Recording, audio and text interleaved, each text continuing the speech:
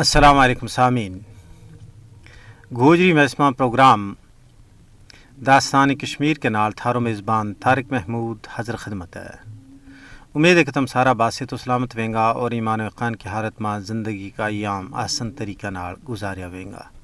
اللہ تبارک و تعالیٰ تو دعا ہے کہ وہ ہم سبانہ صحت اور ایمان کی بہترین حالت میں رکھے اور ہمنا سچ بولن تے سچاں کو سنگ دین کی توفیق عطا فرماوے۔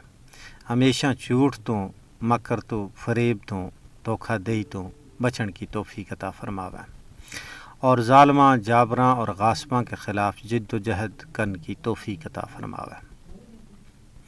سامعین کرام، ظالم حکمران کے سامنے کلمہ حق بلند کرنا سب تو بڑو جہاد ہے۔ ظلم کے خلاف سینہ سپر ہونا سب تو بڑو جہاد ہے۔ اپنی جان نہ اللہ کی راہ میں قربان کر دینا اس تو بڑی اور کے گل محبوب اللہ تبارک و تعالیٰ نہ ہو سکے۔ اللہ تبارک و تعالیٰ نے قرآن حکیم فرقان المجید کے اندر ارشاد فرمایا، ان اللہ یحب الذین یقاتلون فی سبیلہ صفا کانہم بنیان مرصوص۔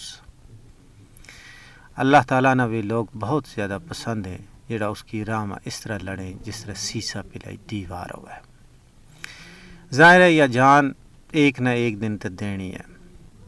کوئی اگر 100 سال بھی 500 سال بھی جی لے گو لیکن بالآخر اس نے موت کو ذائقہ ضرور چکھنا ہے۔ یہ ایک مسلمہ حقیقت ہے اور اس تو دنیا کو کوئی بھی زیرو مخلوق انکار نہیں کر سکتی۔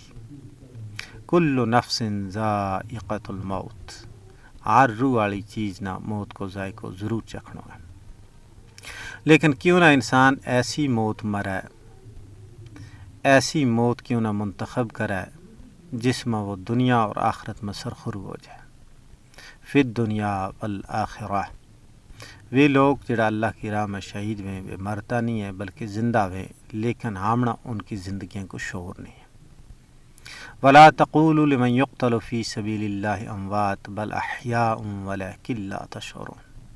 اللہ تبارک و تعالیٰ اپنی مقدس کتاب لا ریب فرقان الحمید کے اندر ارشاد فرماوا کہ وہ لوگ جڑا میری راہ میں ماریا جائیں انہیں تم مردہ نہ کہو بلکہ وہ زندہ ہیں، لیکن تمنا انہیں کی زندگی کو شعور نہیں ہے، ادراک نہیں ہے۔ ہماری سوچ محدود ہے، اللہ کی سوچ لا محدود ہے۔ اللہ کی قدرت کو ہماری سوچ احاطہ نہیں کر سکتی، ایک لمیٹڈ ہے۔ اور کئی ایسی چیز جن کی ہمیں سمجھ ہی نہیں آتی، لیکن اللہ تبارک و تعالیٰ کی قانون قدرت ہے، آخر پر جب وہ چیز وقوع پذیر ہوئے تو پھر ہمنا اس کو شعور اور ادراک ملے۔ اور غیب کو علم جان ڈالو اللہ تبارک و تعالیٰ کی ذات ہے۔ آدم علیہ السلام نہ جد سجدو کرن کو فرشتہ نہ کیو گیو تو انہوں نے کیوں کہ آدم علیہ السلام نہ تم پیدا کر رہے ہیں، یفسک الدماء ونحن نسبح بحمد ونقدس لک، عام رات تیری تیری عبادت و ریاضت کران لیکن آدم نہ تو پیدا کرے گو اور آدم دنیا کے اندر لو ڈولے گو، فتنوں تو فساد کرے گو۔ اللہ تبارک و تعالیٰ نے فرمایا عالم و ما لا تعلمون، ہوں جانوں تم نہیں جانتا۔ پھر جب اللہ تبارک و تعالیٰ نے آدم علیہ السلام نے پیدا کیو، تمام اشیاء کو علم اس نے دس دی تو پھر فرشتوں کے سامنے پیش کیو گیو اور فرشتہ نے کیو گیو کہ تم دسو ان چیزوں کو نہ۔ فرشتہ اس تو نا واقف تھا اور آدم نے تمام نا دس دی تھا۔ پھر اللہ نے فرمایا کہ کیا میں نہیں کیا تو کہ ہوں جانو تم نہیں جانتا۔ تو اس حوالہ نال اگر ہم دیکھاں تو اللہ تبارک و تعالیٰ کی قدرت کو ہمیں احاطہ نہیں کر سکتا۔ وقتی طور کسی وقت ہم سوچیں ہم ناکام ہو گیا، لیکن حقیقت میں ہم ناکام نہیں ہوتا۔ تو ہم دیکھو حضور اکرم صلی اللہ علیہ وسلم کا دور میں بھی کس طرح احد کے اندر مسلمانوں کو کیا حال ہو، لیکن اللہ تبارک و تعالیٰ نے پھر انہوں نے کامیابی اور کامرانی تو ہمکنار کیو۔ اللہ تبارک و تعالیٰ کی راہ میں جڑا لوگ نکلیں وہ تعداد کی فراوانی نہ نہیں دیکھتا، وہ مال و دولت جا و حشمت نہ نہیں دیکھتا، وہ کیل کانٹا نال نہیں دیکھتا، سامان حرب و ضرب نہ نہیں دیکھتا، بلکہ وہ اللہ کی مدد تو نصرت پر یقین کامل رکھیں۔ اور اللہ تبارک و تعالیٰ نے فرمایا کہ تھارا بچو ایک چھوٹی جی جماعت ایک بہت بڑی جماعت پر غالب آ سکے میرا حکم کے نال، میرا اذن کے نال۔ کم من فیاتن کلیلتن غلبت فیاتن کثیرتم باذن اللہ۔ تھارا بچو چھوٹی جماعت بڑی جماعت پر غالب آ سکے میرا حکم کے نال، میرا اذن کے نال، میری مدد کے نال، میری نصرت کے نال۔ تے جنگ ماں کامیابی و ناکامی کو دار و مدار طاقت کی فراوانی، افرادی قوت کی برتری، ساز و سامان پر نہیں ہوتا ہے، بلکہ اللہ تبارک و تعالیٰ پر کامل یقین پر ہے۔ جڑا لوگ اللہ تبارک و تعالیٰ کی ذات پر کامل و اکمل یقین رکھیں وہ یقیناً کامیاب ہیں، اور مومن لوگ کی بلاخر کامیاب ہیں گا۔ اللہ تبارک و تعالیٰ نے فرما دی تو وَأَنْتُمُ الْأَعْلَوْنَ إِن كُنتُم مُؤْمِنِينَ، تم ہی کامیاب ہوئیں گا اگر تم مومن ہوئیں گا۔ تو اس حوالے نال اگر ہم دیکھاں تو ریاست جموں کشمیر کے اندر جڑا لوگ جد و جہد کر رہے ہیں، کوشش کر رہے ہیں، سٹرگل کر رہے ہیں، وہ اللہ کی ذات پر یقین کر کے کر رہے ہیں۔ انہاں کے پیش نظر اور کوئی چیز نہیں ہے، انہاں کے پیش نظر صرف اللہ تبارک و تعالیٰ کی خوشنودی۔ جی سامعین محترم، تمنے ترانہ سنے ہو یقیناً پسند آئے ویگو۔